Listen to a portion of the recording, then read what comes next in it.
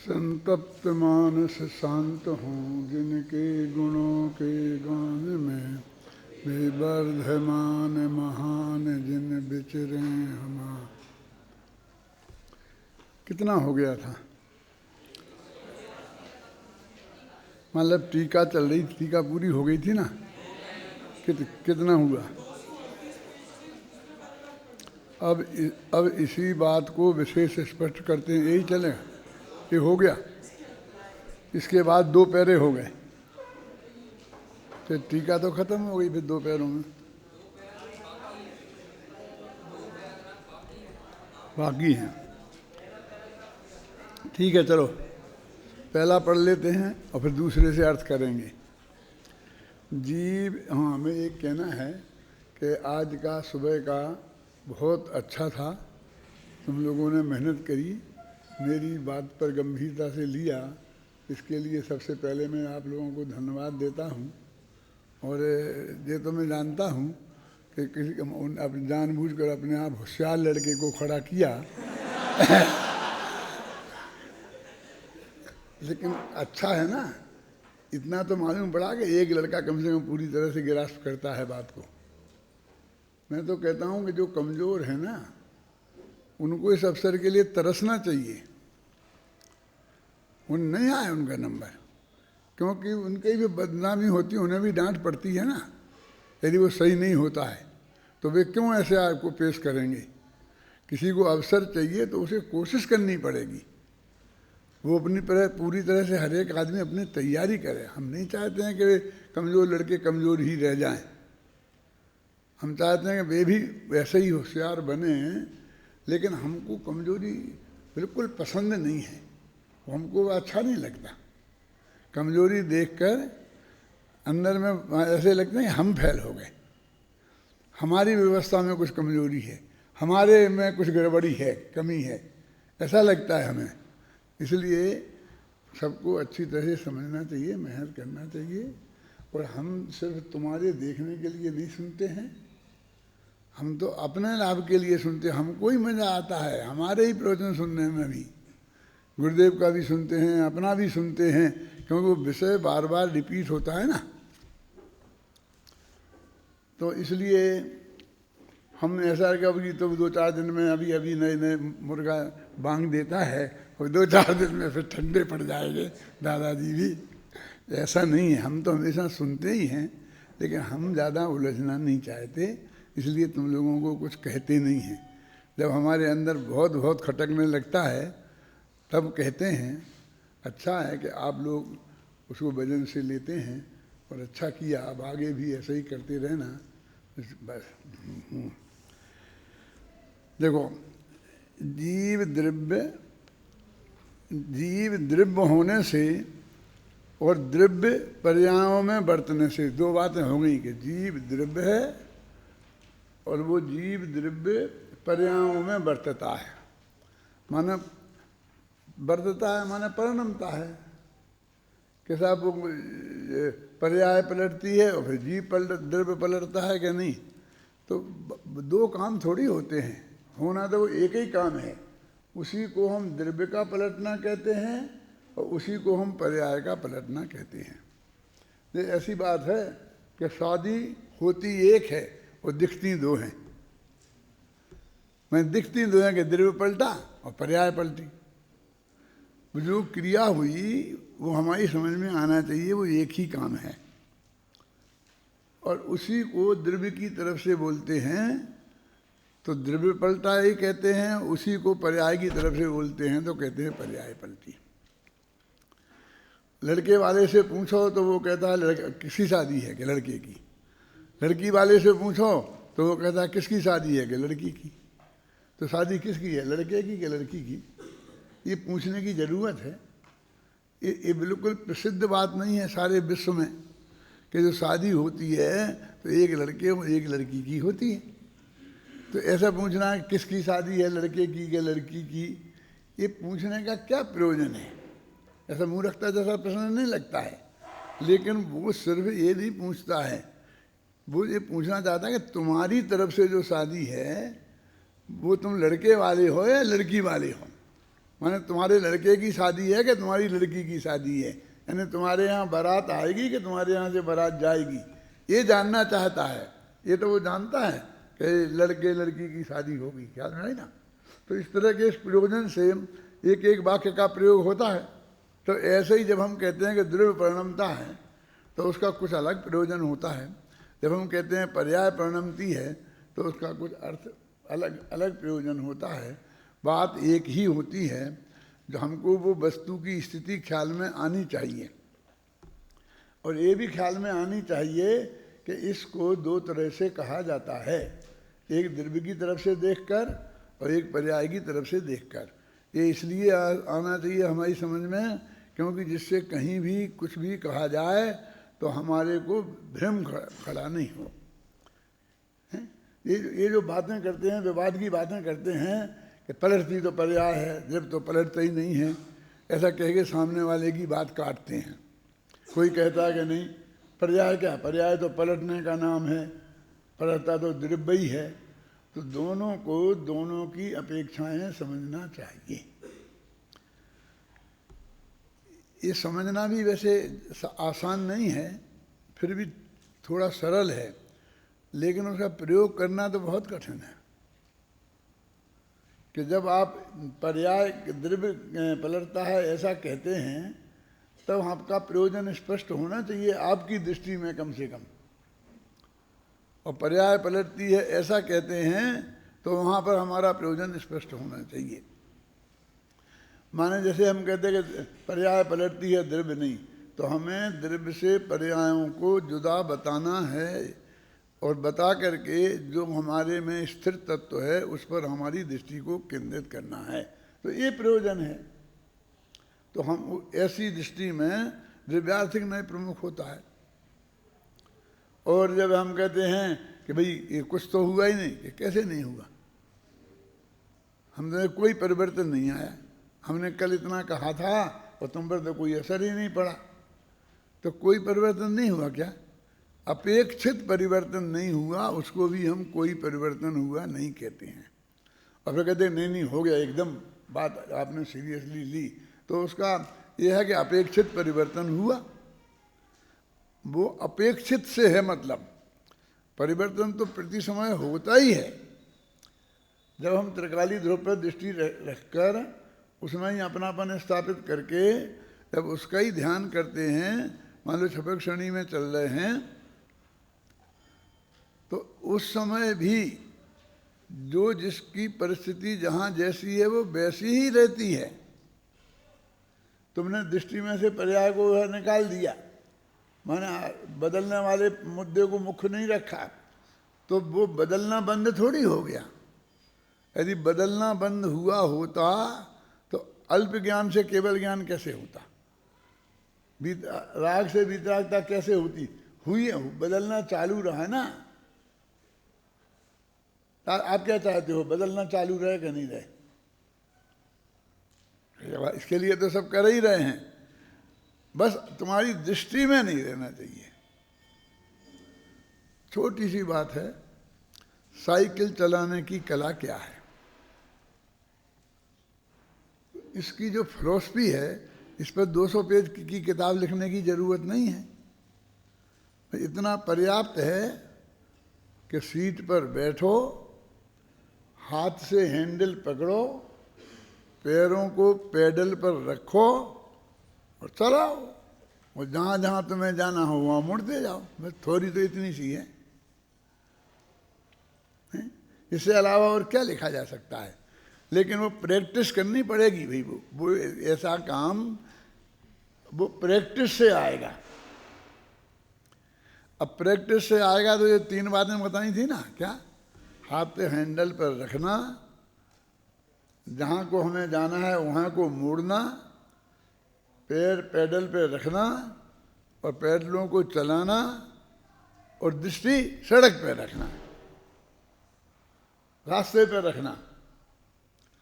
तो ये जो तीनों काम हैं वो कहेंगे, देखो दृष्टि सड़क पे रखना, ना तो हैंडल देखना और ना पैडल देखना। क्या कहते हैं, नहीं कहते? नहीं तो जाके किसी से टकरा जाओगे। हैं? तो फिर पैडल का हैंडल का कुछ करना ही नहीं है। क्यों? कहते नहीं, पैडल चलते रहें और दृष्टि सड़क पर रहे, और हैंडल के पकड़ के रखो, तुम्हें कुछ नहीं करना है, बस थोड़ा जब जरूरत पड़े जहाँ जाना हो वहाँ मोड़ना। अकेले इतना ही नहीं करना, उसके लिए भी आप उस पर बैठे रहें, इसके लिए भी कभी कुछ थोड़ा बहुत उसको घुमाना पड़ता है, मोड़ना पड़ता है ना। क्यों? तो वो सब चीज़ें उसमें 24 घंटा कायम रहेंगी कि नहीं, और दृष्टि में से निकालना पड़ेगा क्या, पैडल भी और हैंडल भी, क्योंकि दृष्टि अकेली रोड पर होनी चाहिए। अब बहुत लोग जो नए नए सीखिए होते हैं, तो सीखते वक्त जब उनसे ये कहो कि पैडल को चलाते हैं तो देखते हैं उसे। जो तुम्हें चलाना है उसमें देखना क्या है, वहाँ क्या देखना है? तो तुम्हारा पैर घूमेगा, आँख से नहीं देखना है, पैर से, स्पर्शन इंद्री से तो आप देख ही रहे हो, मतलब आपको पता नहीं चल रहा है कि पैडल घूम रहा। देखना मैंने पता चलना। अकेले चक्षु इंद्री का उपयोग वहाँ नहीं करना, यही तो कह रहे हैं ना। सिर्फ चक्षु इंद्री का उपयोग नहीं करना ये कह रहे हैं। अब हैंडल को तुम्हें देखने की क्या जरूरत है? सामने देखो, मोड़ना है तो ऐसा अपने आप मुड़ जाए हाथों से, लेकिन वो बैलेंस नहीं बनता है। जब सामने देखता है तो हाथ मुड़ना रुक जाता है, हाथ से मुड़ता है तो पैर रुक जाता है। यदि वो पैर पे ध्यान नहीं देता है, मैंने ज्ञान का गेय नहीं बनाता है, तो पैडल चलता नहीं है। ये तो शुरू की बात है। आपको ये सब प्रैक्टिस हो जाएगी ना बाद में, कि आपको ये देखना ही नहीं पड़ेगा, आपको नींद भी आ जाएगी तो भी वो ऑटोमेटिक वो पैर चलता रहेगा, हाथ भी आवश्यकता अनुसार मुड़ते रहेंगे, तुम पूरी तरह होश में नहीं रहोगे तब भी। तो ऐसा ही ध्यान में होता है, श्रद्धा में होता है, ऐसे ही छपक क्षणी में होता है। उपदेश तो यही दिया जाएगा ना कि पैडल को नहीं देखना और उसको नहीं देखना और सामने देखना। लेकिन कभी कभी पैडल दिख जाए और सामने भी दिख जाए, हैंडल भी दिख जाए, तो पाप नहीं हो जाएगा। इसके लिए वहाँ करुणा नहीं वो खड़ा होता है कि तुम कहते हो कि जब छपक श्रेणी मारे और ऐसा ध्यान करे तो अकेला आत्मा में का ध्यान होना चाहिए और किसी के ध्यान की जरूरत रंच मात्र भी नहीं है।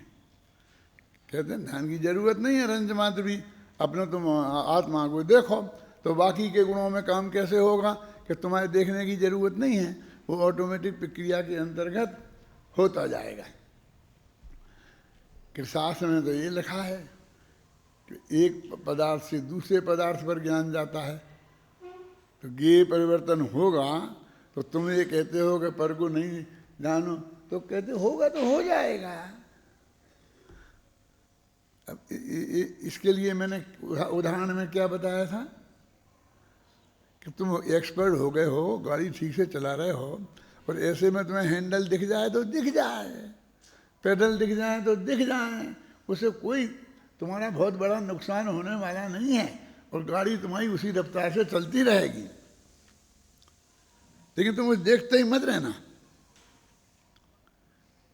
तो उन्होंने कह दिया कि क्षण भर को यदि पर्दे पे भी ज्ञान का गेय बन गया तो कोई बात नहीं। टोनरमल जी ने क्या जवाब दिया कि वो जो परिणति में शुद्धि की वृद्धि है वो अनंत गुणी कितनी होती है, असंख्य गुणी होती है कितनी, वो निरंतर हो रही ना ऊपर बढ़ने के लिए, तो उस चाल में भी फर्क नहीं पड़ता। ये कह के क्या कहना चाहते हैं कि वो ऐसा नेचुरल है, ऐसा हो जाना।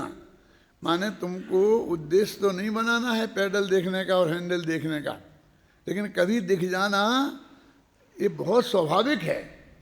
ऐसे ही तुमको पर के जानने से मोक्ष होगा, क्योंकि उसमें कोई दिक्कत नहीं है, किसी पर भी उपयोग लगा रहा है। ऐसा कहा था तो मैं तो इसको खम्बे का ध्यान करूँगा। ऐसे लोग खम्बे का ध्यान करते हैं। खम्भे का ध्यान कौन सी बड़ी बात है।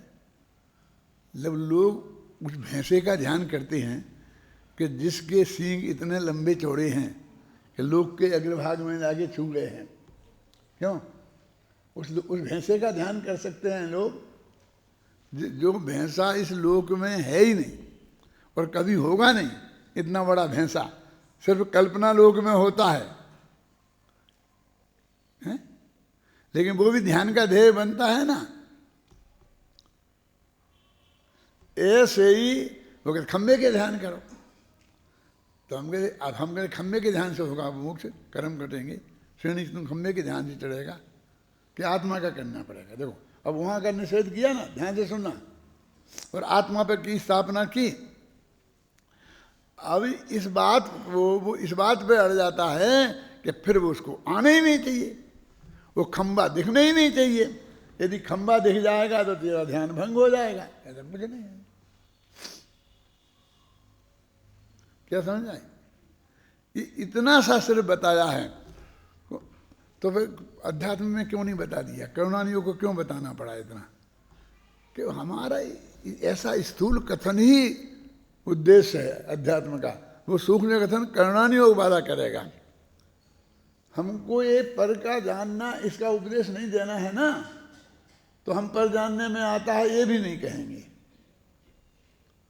हम तो कहेंगे अपने आत्मा को जानो, अपने बुद्धिपूर्वक तुम अपने उपयोग को आत्मा पर स्थिर करो।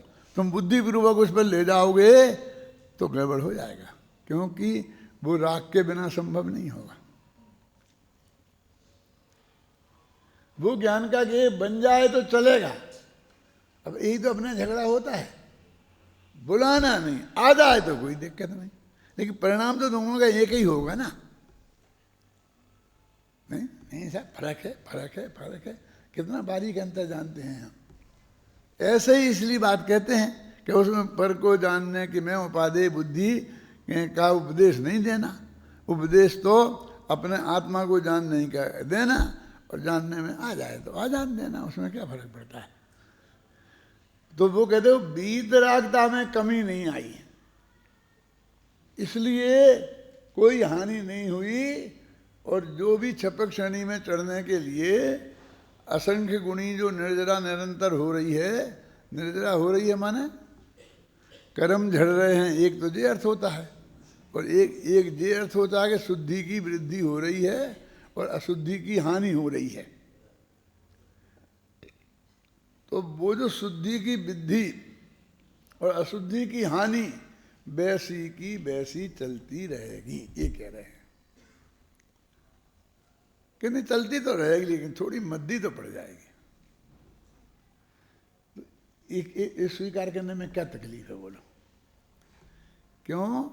पर द्रव्य को बंध का कारण सिद्ध हो जाएगा कि हमारा परद्रव्य जानने में आया तो हमारी शुद्धि की वृद्धि की हानि हो गई, हानि जो हो रही थी वो नहीं हो रही। आप समझ गए ना? तो ऐसा है नहीं। वो कहते वो वीतरागता कायम रहना ये है।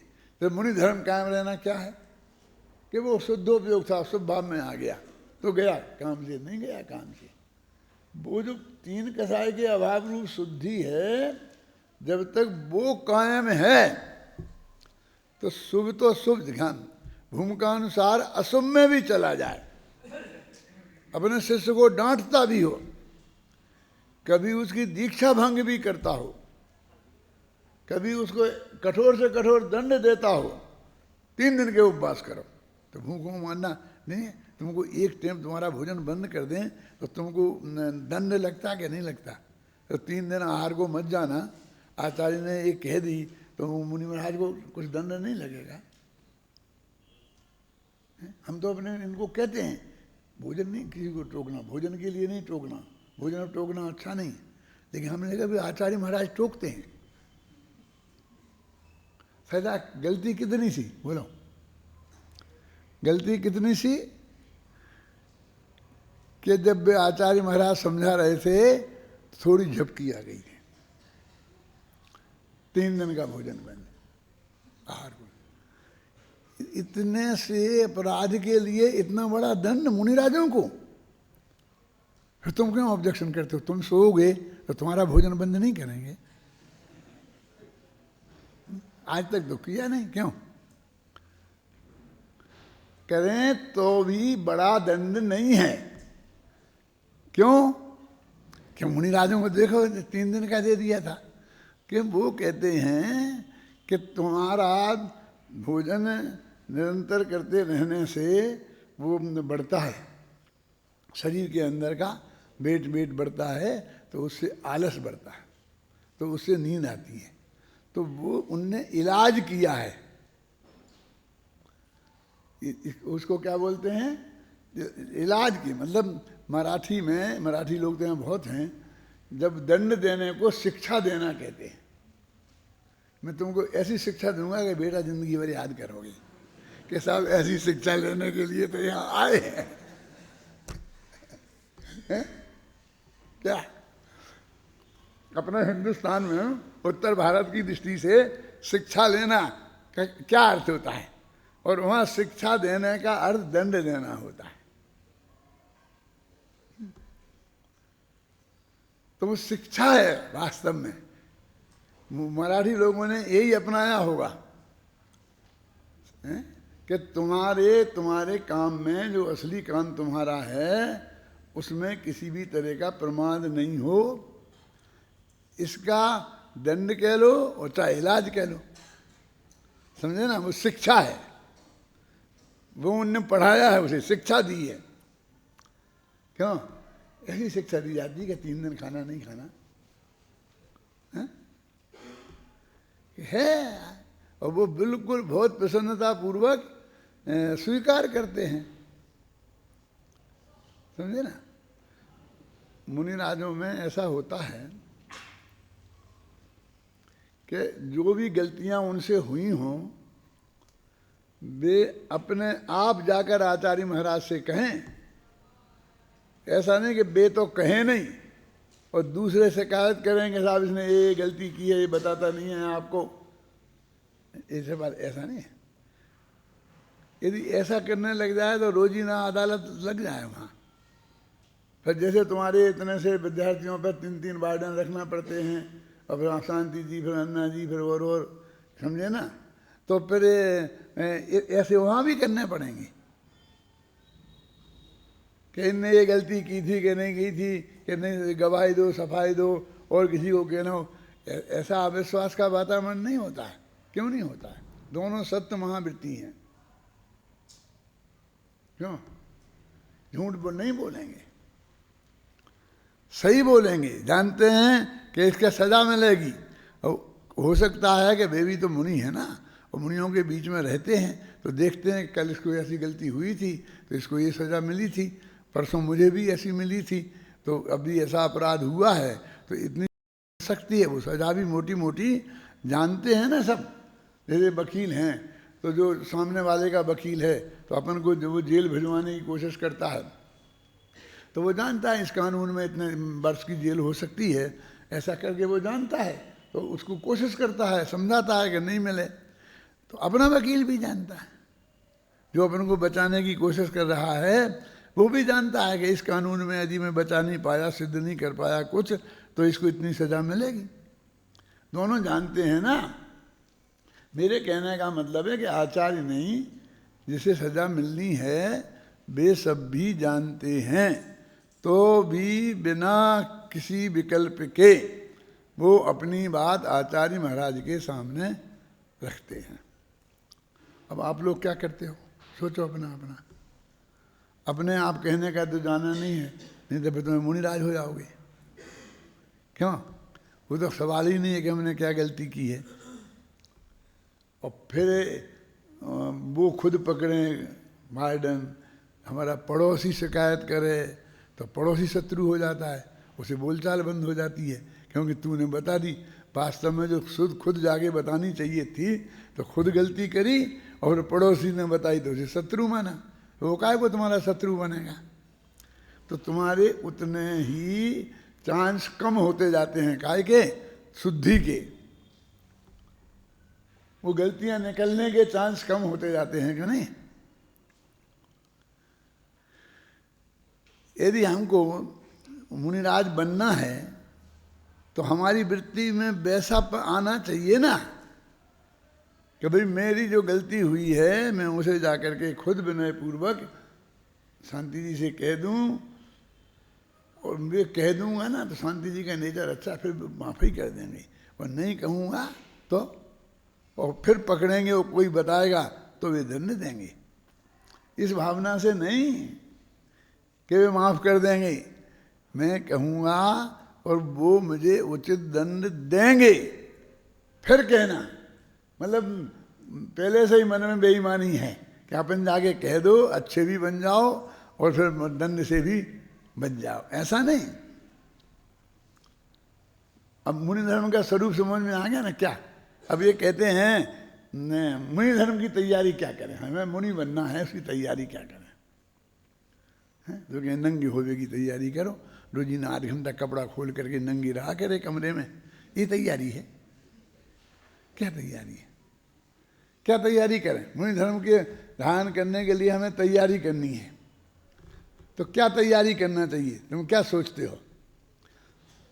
अभी नहीं करो तो सोचो तो कि क्या तैयारी होना चाहिए।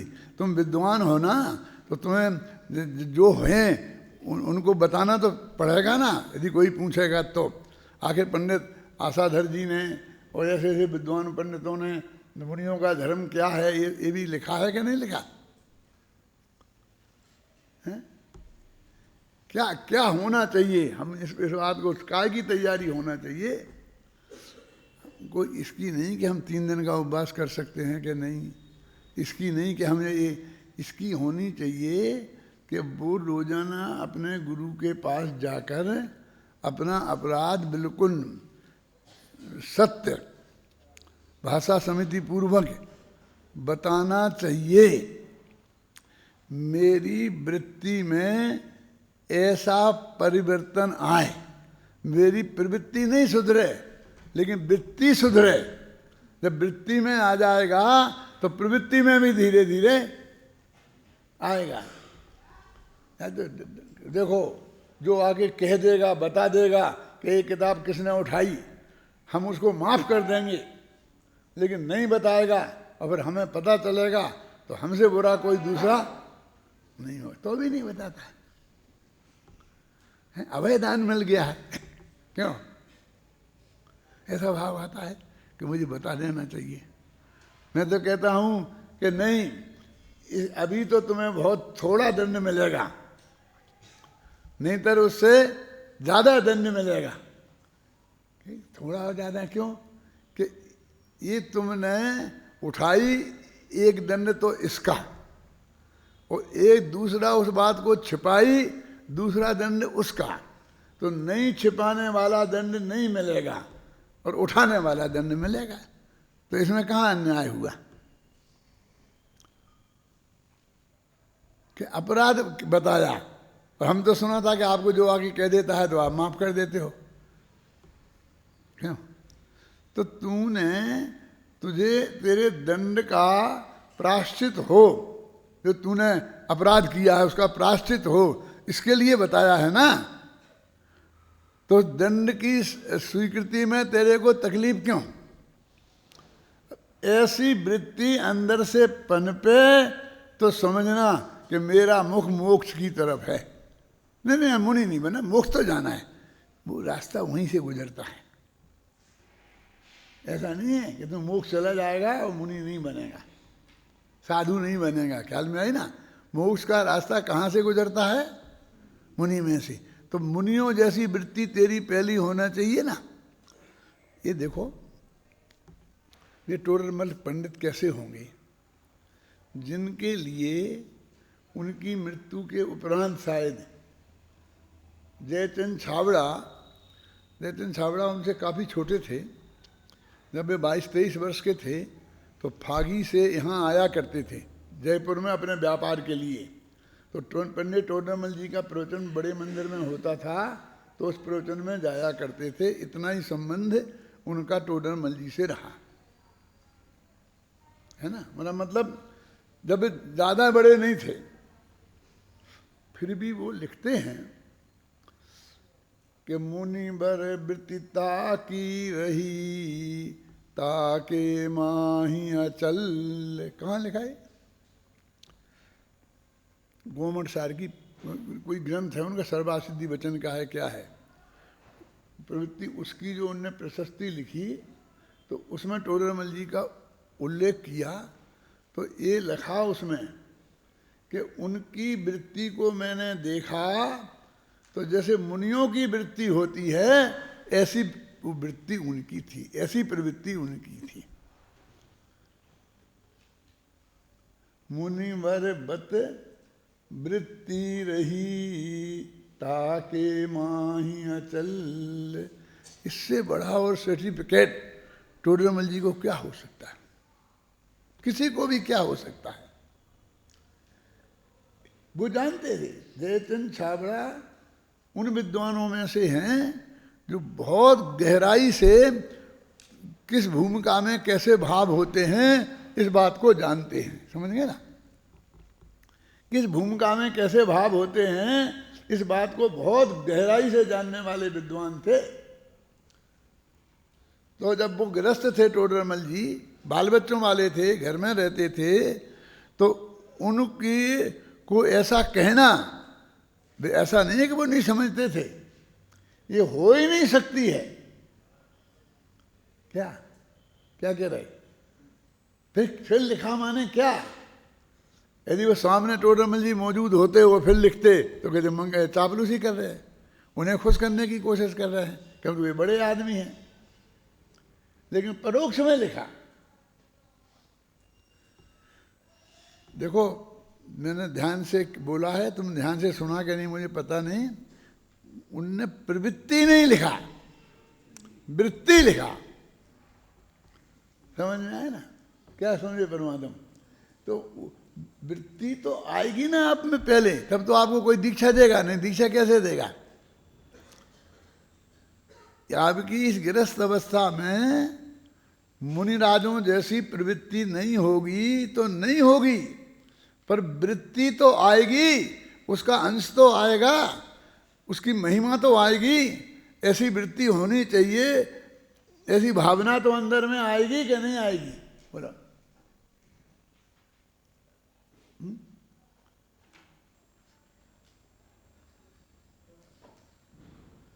इसे बोलते हैं जादू वो है जो सिर पे चढ़कर बोले। ऐसे लोग होते हैं कि मुंह पे तो प्रशंसा करने वाले बहुत होते हैं। मैंने लिखा ना धर्म के 10 लक्षण में, ऐसे बहुत कम भाग्यशाली होते हैं कि जिनकी लोग पीठ पीछे भी प्रशंसा करें। वो वाक्य देखा? तो ये उन भाग्यशालियों में ये टोडरमल थे। क्या उन भाग्यशालियों में थे जिनकी विद्वत्ता की, जिनकी ईमानदारी की, जिनकी सद्भावना की प्रशंसा। वो करने वाला भी साधारण आदमी नहीं होता, वो भी विशिष्ट है, और जिसकी की जा रही है वो भी विशिष्ट है। समझ में आया ना? जयचंद छाबड़ा भी कम महान नहीं थे और टोडरमल जी भी कम महान नहीं थे। माने जो सदग्रस्त हैं, ज्ञानी धर्मात्मा हैं, उनकी वृत्ति तो मुनिराजों जैसी ही होती है, प्रवृत्ति नहीं होती। और जिस दिन प्रवृत्ति हो जाएगी उस दिन वे मुनिराज ही हो जाएंगे। माने उसके जीवन में आ जाना वो बात, उसी का नाम मुनिराज है। बराबर क्या? जैसे आपने कहीं देखो कि साहब आप जरा ऐसा कह देना कि नहीं, ऐसी बात मैं झूठी बात कहना मुझे पसंद नहीं है। ये नहीं, तुम जो करना हो करो, लेकिन मैं ऐसा नहीं कहें। जो करना हो वही बोलना। कह देंगे साहब आप जो कहोगे सो करेंगे, लेकिन अपन कर नहीं सकते हैं ना वैसा। आप जो कहेंगे वैसा हम कर नहीं सकते हैं, तो कैसे कह दें? अरे करना किसको है, आप तो इसे मानना पड़ता है, काम तो ऐसे ही करना पड़ता है। गधे को भी बाप बनाना पड़ता है ना कभी कभी, लेकिन बना थोड़ी लेते हैं। वो बना भी नहीं सकते हैं। बाप बनाना तेरे हाथ में है।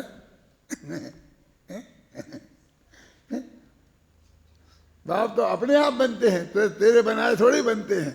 तो ऐसा उसको ऐसी बातें पसंद नहीं आती।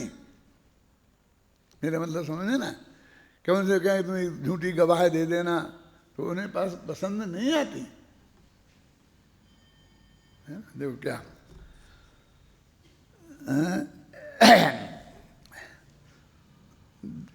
पर्यायों में बरतने से, द्रव्य होने से और द्रव्यों का पर्यायों में बरतने से जीव नारकत्व, त्रयंचत्व और मनुष्यत्व, देवत्व और सिद्धत्व, इस सिद्ध दशा भी है ना, चार गतियों के अलावा पंचम गति में से किसी एक पर्याय में अवश्यमेव परिणमित होगा। माने जीव यदि कोई होगा तो ये चार गति में होगा, नहीं तो फिर मोक्ष में होगा बस। ऐसा तो है ही नहीं कि वो तो कहीं नहीं था, ना संसार में था ना मोक्ष में था, ऐसा तो हो ही नहीं सकता। परंतु वह जीव उस पर्याय रूप होकर के भी द्रव्यत्वभूत अन्वय शक्ति को छोड़ता है क्या? मैंने छोड़ ही नहीं सकता। वो द्रव्यपना कैसे छोड़ देगा? तो वो पर्याय नष्ट होगी बाद में, तब भी वो द्रव्यपना कायम रहेगा। तो पर्याय है तभी वो कायम है। उस पर्याय के जाने से, आने से, रहने से उस द्रव्य में कोई अंतर नहीं आता। यदि नहीं छोड़ता है तो फिर वो अन्य कैसे है? अब प्रश्न क्या था कि अन्य है कि अनन्य? कौन कौन? द्रव्य और पर्याय अन्य है कि अनन्य? माने मनुष्य और जीव अन्य है कि अनन्य? राजस्थान और हिंदुस्तान अन्य है कि अनन्य? अब यहाँ कह रहे हैं कि वो अन्य कैसे हो सकता? फिर वो तो एक ही रहा ना। जिसे से त्रिकोटि सत्ता जिसके प्रगट है, ऐसा वह जीव, वही जीव ना हो। क्यों ना हो? मतलब ना हो माने क्यों ना हो। ऊपर से ऐसे वाक्य को ढंग से पढ़ोगे तो वो क्यों ना हो अर्थ निकलेगा, है ना। तो वो इसका ये बता रहे हैं कि वो जीव ही होगा भाई, जीव से अन्य कैसे हो सकता है? ये तो आपको पहले मालूम ही है कि कथनचित अन्य है और कथनचित अनन्य है। और जब इतना जोर से कह रहे हैं कि वो अन्य कैसे हो सकता है, अनन्य ही है, तो अब ये समझ लेना उस अपेक्षा की बात कर रहे हैं। और दूसरी अपेक्षा को अभी गौण रखा है? मतलब कोई आपको डिफिकल्टी नहीं होगी। और जो ये नहीं समझेगा वो तो कहेगा कि कोई भरोसा नहीं है। कभी कहते अन्य अन्य है, कभी कहते अनन्य है, कभी कहते अन्य कैसे हो सकता है, कभी कहते हम में और आप में क्या फर्क है, हम दोनों एक ही हैं। कभी कहते क्या बात करते हो, तुम हो और हम हैं। इनका कोई भरोसा तो है नहीं, है ना। तो जब कोई हमको काम दिगंबर श्वेतांबरों का मिलके करना हो और मिलके किए बिना वो काम सफलतापूर्वक संपन्न नहीं होता, तो उस वक्त तो हम और तुम अनन्य हैं यही समय मुख्य करना पड़ेगा ना, उसकी प्रयोजन की सिद्धि के लिए। कि हम में क्या फर्क है तुम में और हम में? यही तो है ना। तुम भी महावीर को मानते हो, हम भी महावीर को मानते, 24 तीर्थंकरों को मानते, तुम भी मानते हो, तुम भी सात तत्व मानते हो, छह द्रव्य मानते हो। वो सारे मुद्दे उठाए खड़े कर देंगे। क्यों? और जब काटना ही हो किसी को, संबंध हमें रखना ही नहीं है, तो क्या बात करते हो? टोडरमल जी ने कि उनमें अजनियों में डाला है, 5वें अध्याय में लिया है श्वेत पट वालों को, उनको मुख्य करो। तो अब तो दोनों चीज़ें हैं ना हमारे यहाँ, और उनके नियम है। और उन्होंने बताई भी कि मौके मौके पे दोनों को मुख्य करना। ये बात भी झूठ नहीं है। क्या वो जैन धर्म को नहीं मानते, वे सात तत्व नहीं मानते, क्या वो छह द्रव्य नहीं मानते, क्या द्रव्य गुण पर्याय नहीं मानते हैं, कि चार गतियाँ नहीं मानते हैं? ये बहुत फंडामेंटल ऐसे हैं कि वो सब मानते हैं। और जिन बातों में अंतर है वो अंतर भी है। ना वो अंतर खत्म हो जाएगा और ना वो जो एकता के जो सूत्र हैं ना वे खत्म हो जाएंगे। अब ये बस इतना ही है। वो बैलेंस बिगड़ना और बैलेंस संभलना, बस इतना सा फर्क है। देखो मैं अब बोलता हूँ कि ये जो तत्व ज्ञान पूज्य गुरुदेव के माध्यम से अपने को मिला, अपन को तो कोई ऐसा ज़्यादा कुछ करना नहीं पड़ा, क्योंकि अपन तो उसी परंपरा में, दिगंबर परंपरा में, शुद्ध 13 पंथामनाय परंपरा में थे, जिसको गुरुदेव ने सत्य कहा और उसको कहा, तो हमको तो हम कुछ भी परिवर्तन नहीं करना पड़ा है। हम अपने गांव में लौट के आए तो गांव वाले भले ही हमारे चार्ज तो माने कि हम सही नहीं है, क्यों, हमारी किताब मंदिर में नहीं रखने देंगे, लेकिन मंदिर में आने से तो नहीं रोक सकते, हमको प्रवचन स्वाध्याय करने से तो नहीं रोक सकते, पूजन करने से तो नहीं रोक सकते, कोई संकट खड़ा नहीं हुआ। लेकिन उन गुरुदेव को तो हो गया, संकट खड़ा हो गया, क्यों कि उनके वो थानक में कैसे जाएं, उनसे कैसे व्यवहार करें, उनसे क्या करें, मेरे कहने का तो इतना बड़ा खड़ा हो गया व्यवहार। अब मैं आपसे पूछता हूँ कि ये जो तत्व ज्ञान भाग्य से अपने को मिल गया है, तो ये सब दिगंबरों को मिलना चाहिए कि नहीं? क्या होना चाहिए बोलो, क्यों करो, क्या मिलना चाहिए? श्वेतांबरों को मिलना चाहिए कि नहीं? थानक वासियों को मिलना चाहिए कि नहीं? श्रीमद वालों को मिलना चाहिए कि नहीं? तो मिलना चाहिए तो ऐसे मिलेगा कि उनको आते ही श्वेतांबर मत को गाली दोगे, उनको गाली दोगे, क्यों, तो मिलेगा। यदि जो उसमें कमी है तो जब वो प्रकरण आए तब सहज भाव से, बहुत वितराग भाव से और सावधानी पूर्वक समझा देना। 24 घंटे उसको मुख्य रखने की जरूरत नहीं है ना, गौण करना पड़ेगा कि नहीं बताओ। यदि सचमुच ये बात अच्छी, ये बात बुरी है, छोटी है, मिथ्यात्व है, क्या है बोलो? है?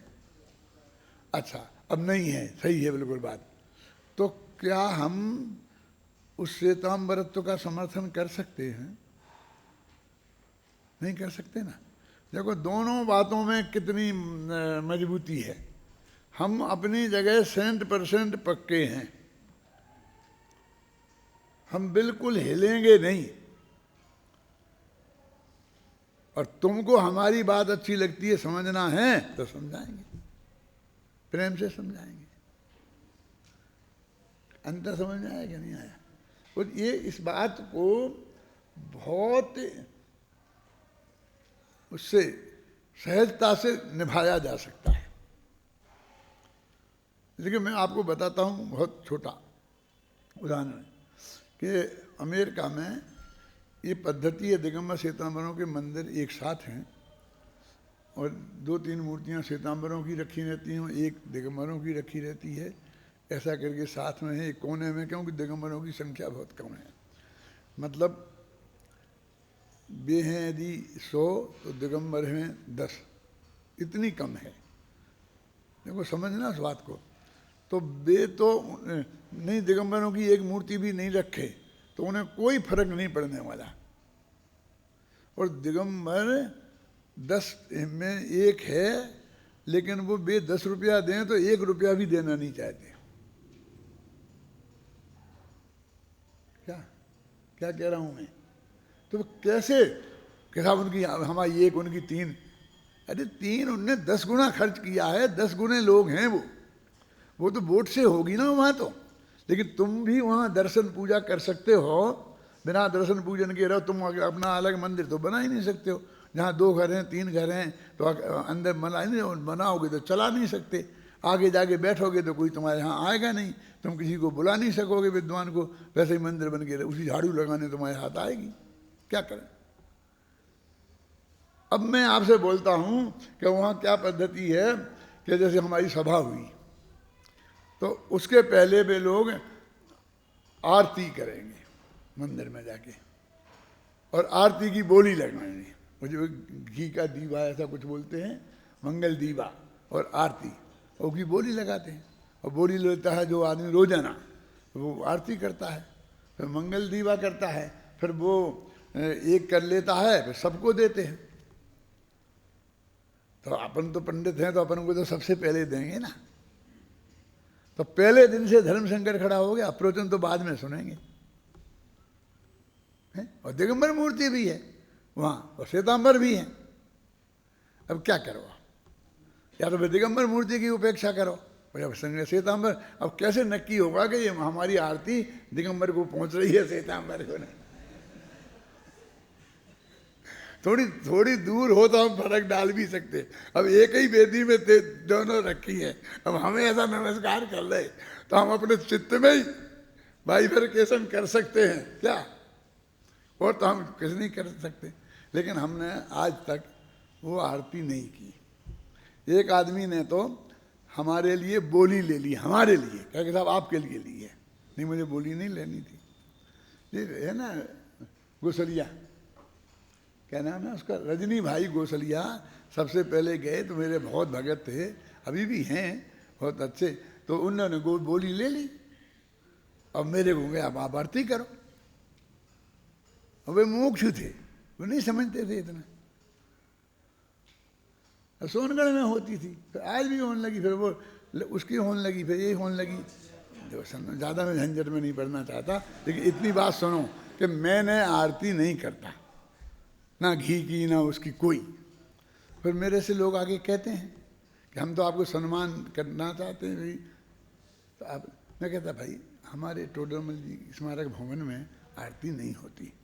टोडरमल जी के जो मंदिर हैं तो जहाँ उनकी आमनाएँ चलती है वहाँ आरती। वे कहते हैं गुरुदेव की तो करते हैं, उनको सबको मालूम है, गुजराती लोग हैं, वो गुरुदेव की वहाँ चलती है। अब कितना कठिन काम है परमात्म। लेकिन हम कहते हैं हमारे यहाँ नहीं होती। बहुत प्रेम से शांति से समझा देते हैं, समझे ना। या तो वहाँ खड़े रहते हैं, नहीं तो बाहर आगे घूमने लगते हैं। हमको कोई आदमी से रंच मात्र भी विरोध का सामना नहीं करना पड़ा और सब लोग हमारी तत्व की बात सुनते हैं। ऐसा नहीं कि अगली साल इनको नहीं बुलाना इस पंडित को, ऐसा नहीं। अब बोलो ये तत्व की बात सुनते हैं और सुनते सुनते धीरे धीरे जैसे आप में परिवर्तन होता है तो उनमें भी परिवर्तन होता है। वे भी तत्व की गहराई को समझने लगते हैं, तो वे उनको उनसे वंचित कर दें। अब आप उनके श्वेतांबर में जाते हैं, आप श्वेतांबर हो गया। अब तो भाई क्या करें, श्वेतांबर वे सुनते हैं प्रेम से तो जाते हैं सुनाते हैं। तो हम नहीं सुनेंगे, मत सुनो तुम, क्या करें। हम जो सुनते हैं प्रेम से उन्हें नहीं सुनाएं, और जो प्रेम से नहीं सुनते हैं क्यों उनको सुनाने के लिए हम क्यों उनको बंद करें? बोलो क्या उचित है? अच्छा, वो तुम्हारा कोई हमें डर भी नहीं है ना। यदि उनको नहीं सुनाएंगे तो वे दिगंबर नहीं बनेंगे। तुम्हें नहीं सुनाएंगे तो तुम तो जैसे बने हो दिगंबर वैसे दिगंबर बने ही रहने वाले हो। तुम जाके श्वेतांबर तो होने वाले हो नहीं। जैसे हो माने जीरो, कुछ नहीं समझते हो, बस हो मैं दिगंबर हूँ कहता। ऐसे है तो इससे तो महाभ्रष्ट होने वाले हो नहीं। तो मैं कहता हूँ कोई आदमी धक्का मत आ मैं गिर जाऊंगा, कैसे गिर जाएगा? वो कहे गिरने की बात कि जो छत पे खड़ा हूं, तो छत पे से नीचे गिर सकता है ना। लेकिन कोई नीचे भी खड़ा है तो वो कहे मैं गिर जाऊंगा। लेकिन जो लेटा है वो कहाँ गिर जाएगा? यदि वो कुएं के किनारे पर लेटा हो तो कुएं में गिर सकता है। समझना मेरी बात पूरी जाग दें। लेकिन कोई जाके कुएं के अंदर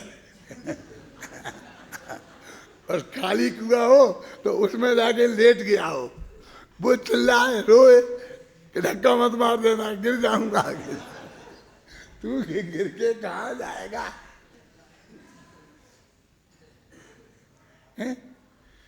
तू कुएं में पड़ा है और लेटा है, ऐसी पोजीशन में है तो तेरे भ्रष्ट होने का कोई डर नहीं है।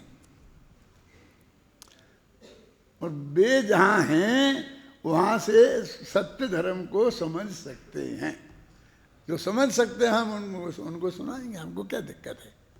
लेकिन हम पे उनने कोई शर्त नहीं लगाई आज तक। कि तुम आरती करोगे कि नहीं, हमारे श्वेतांबर पूजन में करोगे कि नहीं, ये नहीं करोगे कि नहीं, नहीं बिल्कुल नहीं लगाए। माने मेरे कहने का मतलब ये है, यदि तुम कसाय भाव नहीं रखो तो रास्ता निकलता है। एक बात और मैं मारे में बताना चाहता हूँ। एले में मंदिर बना, श्वेतांबर ने रखा, दिगंबर मूर्ति उनने नहीं रखी। विशाल उनका बहुमत था, कोशिश भी करी दिगंबरों ने, लेकिन नहीं रखी उनने। अब मेरा प्रवचन होता तो ये सब श्वेतांबर लोग आते और दिगंबर कम आते, और वे कोई मैं पाठ भी इनमें नहीं लेते, तो वे मेरे से जो अध्यक्ष बने, एक नए बने थे, तो कौन, मणि भाई के साले बने थे। पहले मणि भाई थे, हाँ सुमत भाई। मणि भाई डॉक्टर हैं, यूरोलॉजिस्ट हैं बहुत बड़े, और उनके साले बने उनके अध्यक्ष। तो उनने हमें घर पर बुलाया भोजन के लिए, और उन्हें निवेदन किया कि हम आपसे एक निवेदन करना चाहते हैं कि आप दिगंबरों से ये को मंदिर में लाने की कोशिश करो, उन्हें प्रेरणा दो कि वे मंदिर में आया करें, हर काम में शामिल हुआ करें। मतलब दिगंबर समाज से क्यों करते हैं, समाज में तो रहें। अरे भाई हम श्वेतांबर लोग हैं, तो हम अंग्रेजों जैसे तो नहीं हैं, मुसलमानों जैसे तो नहीं हैं। उनको आप प्रेरणा दो। वो अध्यक्ष थे समाज के, उनने ही हमें बुलाया था। बोलो, हमने उनको कहा कि हम उनको किस मुँह से प्रेरणा दें। हम उनसे कहें कि तुम मंदिर में आओ, तो वे हमसे कहेंगे कि तुम हमें श्वेतांबर बनाने की कोशिश कर रहे हो, तुम श्वेतांबरों ने तुम्हें खरीद लिया है, तुम उनके एजेंट हो,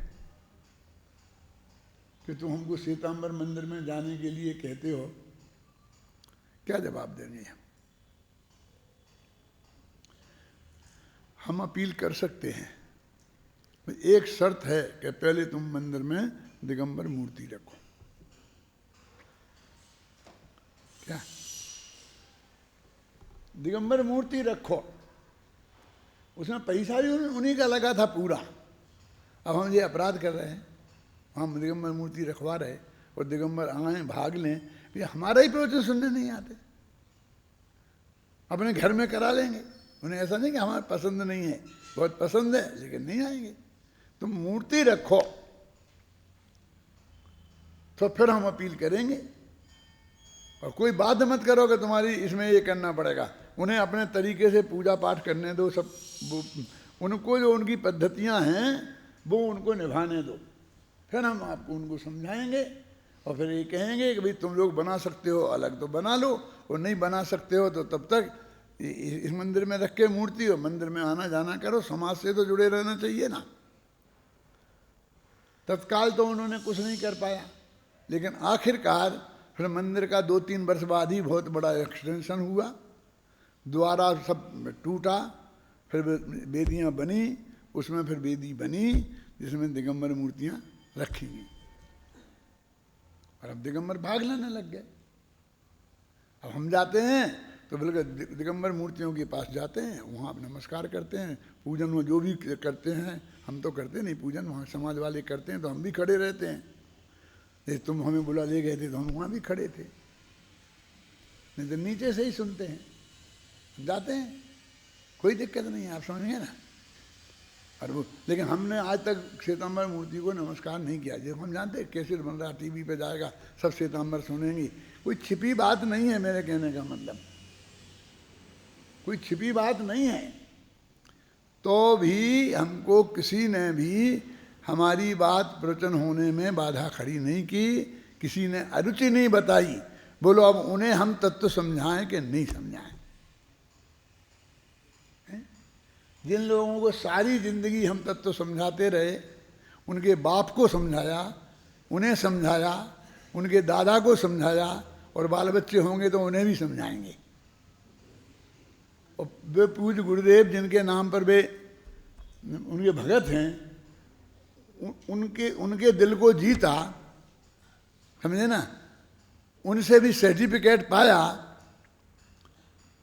और इन मूर्खों को अब भी हम में शंका है, हमारे सामने शर्तें रखते हैं कि तुम कहाँ खड़ो हो, कहाँ बैठो, कितने करो, ऐसे रहो तो हम मानेंगे, नहीं मानेंगे। हमें क्या जरूरत है मूर्खों की? 4 मूर्ख नहीं होंगे तो क्या फर्क पड़ता है? मैं कभी कहीं नहीं कहूँगा, विद्यार्थियों को इसलिए बता रहा हूँ कि तुमको ये सारी रीति नीति पता होना चाहिए, नहीं तुम्हें भी भड़काएंगे, तुम भी भड़कने में आओगे। हमने क्या लिया? उनके पास जाके बोला कि वे हमें कौन सा राज तिलक कर देंगे? उनसे क्या हमने कोई लौकिक अपेक्षा लेने की कोशिश की? कोई जो व्यवहार नम्र रहे, वे गांव-गांव में जाकर के मुमुक्षुओं का विरोध नहीं करें, तो ये मुमुक्षुओं के हित का काम किया, हमारे लिए क्या? हमारे लिए तो जो विरोधी से विरोधी है ना, हम वहाँ गए तो वे हमारा सम्मान करते हैं, साल उड़ाते हैं, मालाएं डालते हैं, हमें हमारी कोई समस्या नहीं है। शांति जी, अभी मैं कुंडलपुर गया था ना दर्शन करने, तो हम लोग किसी से कुछ कहा नहीं था, बस गाड़ी से जाके दर्शन करने गया था। तो वहाँ के जो अध्यक्ष मंत्री थे वहाँ थे, तो उनने देख लिया, ऐसे जानते नहीं थे ज़्यादा, मतलब पहचान ले मैं दूर से, तो दूसरों से पूछा ये कौन है, ये कौन है? उन्होंने कहा ये वो हैं। तो आए, पीछे पड़े, फिर लेके हमें साल उड़ाया, सम्मान किया बहुत। अब तो अपन तो उस पक्ष के हैं ही नहीं जिस पक्ष के भी हैं, क्या हैं कभी? तो हमारी समस्या नहीं है कि हम अपने सम्मान के लिए कुछ एक करते हैं। हमने तो किसी को नहीं बुलाया था ना, लेकिन हम वहाँ गए थे यात्रा संघ में, जो यात्रा संघ में यहाँ होंगे सब, कैलाश जी थे मेरे ख्याल से, उधर गए थे ना अपन, इंदौर के पास में वो कौन सा गाँव है तीर्थ, कौन सी गिरी, पुष्पगिरी। तो पुष्पगिरी में दर्शन करके हम सब लोग निकल गए और हम 10 किलोमीटर आगे बढ़ गए। फिर वहाँ महाराज वहाँ थे, उन्हें पता चला कि ये यहाँ आए थे डॉक्टर भारेल और उनके साथ यात्री थे, और वो निकल गए, मिल नहीं पाए। तो उनने हमको बुलवाया, पीछे पड़ी गाड़ियाँ दौड़ाई, आदमियों को भेजा। उनने हमसे कहा कि सब महाराज याद कर रहे। बोलो क्या करें? 10 किलोमीटर से गए, मिले, बहुत प्रेम से बात किया, स्वागत कराया, माला जो एक बताओ ना, तो कहते कि अच्छा आदमी को मालाएं मिल गई तो खुश हो गए।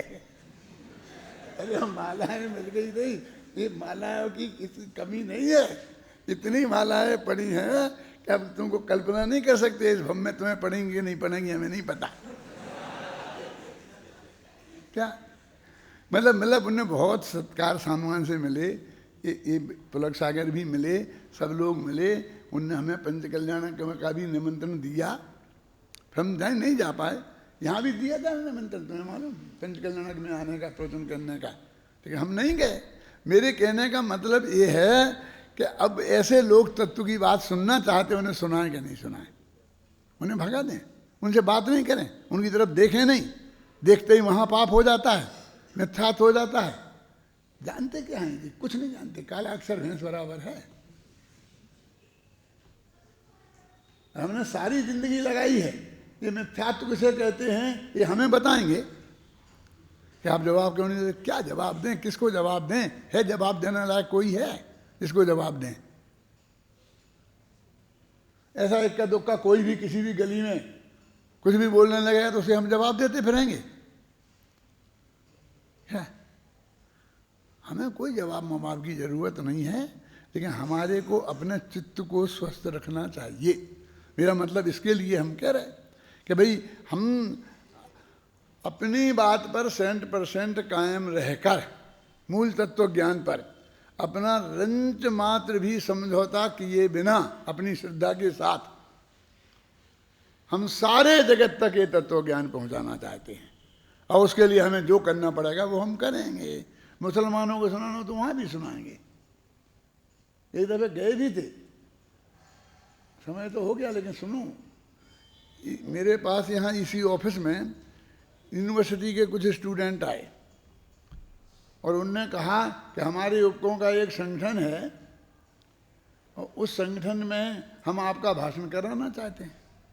यूनिवर्सिटी में विद्यार्थियों का संगठन, तो भाषण करने तो ठीक है भाई, हमने उन्हें मंजूरी दे दी। मंजूरी दे दी तो अब हम गए, तो हम अपना पानी तो साथ में ले ही जाते हैं, कहीं कहीं कहीं प्यास म्यास लगेगी तो अपना पानी पिए, उनके और नहीं लेना पड़े। वहाँ जाके देखा तो इससे बड़ा हॉल था, वो सब मुसलमान बैठे थे, सब बुजुर्ग टाइप के, और जो मुसलमानी ड्रेस में खचाखच।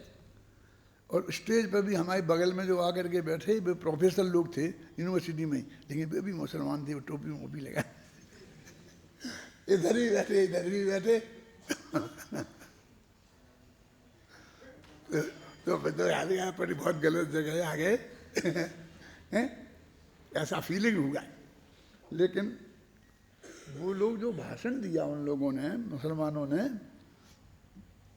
उनने इतना बढ़िया भाषण दिए, इतने संस्कार की बात की। हमारे घरों में ये टीवी घुस गया है, इसने ये बर्बाद कर दिया है, हमारे बच्चों को संस्कार नहीं रहे हैं, ये नहीं रहे हैं। जैसे अपन कहते हैं रात्रि भोजन नहीं करना चाहिए, ये करना चाहिए, पाठशालाएँ हमारी बर्बाद कर दी हैं। उन्होंने वो सब बातें उनके लिए दी, उपदेश में दी, जो अपन देते हैं 99%। बोलो, तो मैं तो समझ रहा था कि ये तो इतने अच्छे लोग हैं, क्या समझ में आया तुम्हारे कि ये इतने अच्छे लोग हैं, इतनी सात्विक वृत्ति वाले हैं, ये तो टीवी नहीं देखना चाहते हैं, सिनेमा देखने को मना करते हैं। और ये कह रहे थे कि देखो उसमें नंगी नंगी औरतें नाचती हैं, सिनेमा नहीं देखना चाहिए, इसकी प्रतिज्ञा लेना चाहिए। ये ऐसी बातें बता रहे थे। वो एक दो ने नहीं, कम से कम 5-6 व्याख्यान हुए होंगे मेरे पैसे, और वे सब यहाँ प्रोफेसर हैं, यहाँ हैं, ऐसे लोग थे। फिर मेरा भी भाषण हुआ, मैंने भी 1 घंटा जो अपना विषय बोलना था बोला। और मैं लेकिन मुसलमानों के प्रति जो मेरा मतलब मैं विचार था, उसमें बहुत परिवर्तन आया। ख्याल में आया ना? अब ये खतरनाक बात कह देता हूँ 1 मिनट की। बाद में मुझे पता चला कि वो ही संगठन था, वो जो सुन्नी संगठन, नाम सुना हुआ तुमने, जिसके वे विद्यालय चलते हैं और जिनको बंद किया गवर्नमेंट ने, और गवर्नमेंट ने उसे प्रतिबंधित किया। जैसे इनका RSS होता है वैसा उनका वो संगठन था। और ये सब आतंकवादी उनको ट्रेनिंग दे वहाँ ले जाते हैं और करते हैं, वो था। मैं ये बताना चाहता हूँ उस सुन्नी संगठन के बारे में, जब गवर्नमेंट ने कार्रवाई करी तो मुझे विकल्प आया कि ये लोग तो हमने देखा ये तो ऐसे लोग हैं। आप समझे? मैं ये कहना चाहता हूँ कि हमारा लौकिक ज्ञान कितना कमजोर है, अपन लोग भी हैं ना, अपन कितने शुद्ध सात्विक वृत्ति वाले, तत्व ज्ञान की रुचि वाले लोग हैं, और यही चर्चा अपन अभी करते हैं। अब ऐसे में 10-5 जैनी कहीं पकड़े जाएं, मुमुक्षु भी पकड़े जाएं, और उनको उन्होंने कोई आर्थिक अपराध किए हों, क्या बताएं कितने करते हैं, समझिए ना? तो फिर अपन लोग खराब हो जाएंगे। लेकिन क्या करें, उन पर प्रतिबंध होगा, वे जेल में जाएंगे, 4-6 लोग जेल में चले गए, अपन भी बदनाम तो होंगे ही ना, बदनाम तो होंगे ही ना, क्योंकि वही पैसे वाले होते हैं, उनके पास ज़्यादा पैसा होता है तो वे लाला के दान में भी देते हैं। जिनके पास ऐसा पैसा होता है तो वो मुखिया भी बने रहते हैं, उनको मालाएं भी अपन पहनाते हैं, ऐसा अपन करते हैं, ऐसे उनके यहाँ भी होता होगा। वे जो जितने भी स्मगलर होंगे ना, उनमें वे जा करके उसको पैसा देते होंगे, वे पढ़ाते हैं। लेकिन वो कार्यकर्ता लोग जो हैं वो सभी मतलब उस स्तर के नहीं हैं, और वो उस स्तर की बातें भी अपनी समाज में नहीं सिखाते। तो मैंने ये सोचा कि अपन को भी ऐसे ही समझा जा सकता है। दुग्ध कलारन हाथ लख मद समझें सब ताई। हमने कभी जाना नहीं कि ब्लैक मार्केटिंग क्या होता है, कितने 2 नंबर का क्या होता है, कैसे होता है, क्या करते हैं। आप समझ में ना, क्या करते हैं, हमने जाना नहीं। हम तो अपने यहीं वकील को अपनी पासबुक दे देते हैं, जो बना देता है, जितना टैक्स लगाने की बोलता है उतना टैक्स भर देते हैं, हमने कुछ किया ही नहीं। अब लेकिन सब चारों तरफ लोग ऐसे घिरे हुए हैं कि जिनने क्या नहीं किया मैं क्या बताऊंगा। अभी अपन कल स्टेज पर बैठेंगे तो सब चारों तरफ बैठेंगे, अपन भी बैठेंगे उसमें, तो कोई अपन को भी वैसा ही समझेगा तो उसकी क्या गलती है।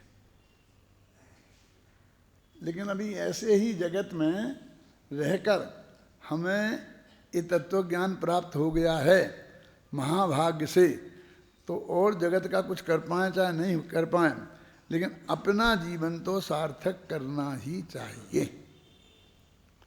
इसके लिए क्या करें? अपनी वृत्ति ऐसी बनाओ कि किसी जयचंद छाबड़ा को लिखना पड़े कि मुनिवर वृत्ति वृत्ति रही ताके माही चल। 5 पापों में प्रवृत्ति नहीं हो। जो अपने जो चरणान योग की बातें हैं ना, तो अहिंसा महावेद, सत्य महावेद, अणुव्रत नहीं लो, ऐसे कोई व्रत नहीं लो, तो भी इसका मतलब हमको हिंसा करने, चाहे जैसी हिंसा करने का वो हमको वृत्ति तो नहीं होनी चाहिए। हमारी वृत्ति तो अहिंसक होनी चाहिए कि नहीं। रत्नकर्ण साहब का चार में 5 अनुव्रतों को 8 मूल गुणों में शामिल किया है, मालूम तुम लोगों को? मध्य मास मधु त्यागई सहानुभूति संचकम, है ना। तो वो अनुवित तो हमारे होनी चाहिए। 8 मूल गुण होना चाहिए कि नहीं होना चाहिए? क्यों दादा? तो अहिंसा अनुवृत्त तो होना चाहिए ना, वो अनुवृत्त नाम दिया उन्हें। तो मैं ये कहना चाहता हूँ कि वो जो दूसरी प्रतिमा वाले अनुवृत्त होते हैं वो बिल्कुल निरतिचार होते हैं, और ये जो सामान्य हैं जिनमें अहिंसा के प्रति निष्ठा, सत्य के प्रति निष्ठा, आचौर्य के प्रति निष्ठा, ब्रह्मचर्य के प्रति निष्ठा, माने वहाँ ब्रह्मचर्यानुवृत्त जाकर के दूसरी प्रतिमा में आएगा, तो उसके नीचे वाले सब परस्त्री सेवन, वेश्या सेवन करते फिरें क्या? उन सब लोगों को भी एकदम शुद्ध सात्विक प्रवृत्ति का होना चाहिए ना, है? कि हमारी तरफ कोई एक महिला भी झांके तो उसको हमसे कोई ऐसा भय, ऐसा वैसा नहीं लगे, एकदम वातावरण। हमारी वृत्ति इतनी निर्मल और पवित्र होनी चाहिए, ये वो हमारे जीवन में अवश्य होना चाहिए। अब जगत तो जैसा होएगा होएगा, हम उसकी परवाह नहीं करें और अपनी वृत्ति को निर्मल रखें। एक दफ़े जब कोई ऐसी बात आए तो बस देख लें भाई ये कह रहा है सामने वाला, ऐसा दोष अपने में है तो नहीं, दिखे तो छोड़ दें, नहीं दिखे तो बस खत्म, हो जाने वो जाने।